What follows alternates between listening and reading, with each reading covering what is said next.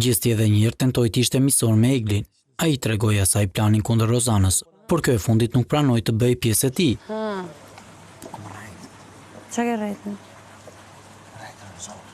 Qa rrejtë, Rozana? Shqipe nuk ka kalëzu për jashtë. Që ti të merë për jashtë.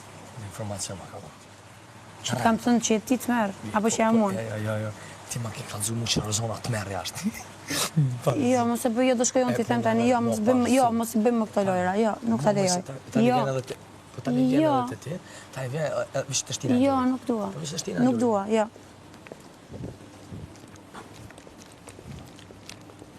Unë e bëdalë që të kalëzej ty. Jo, ti nuk je budallë se më kalëzoj. Duhet më kalëzosh njerë mu, pastaj ta bësh të gjënë. Po dhe si shkjojnë që s'liuj me ty edhe vit kalëzej. Si? Jo. Se më badash me palu edhe...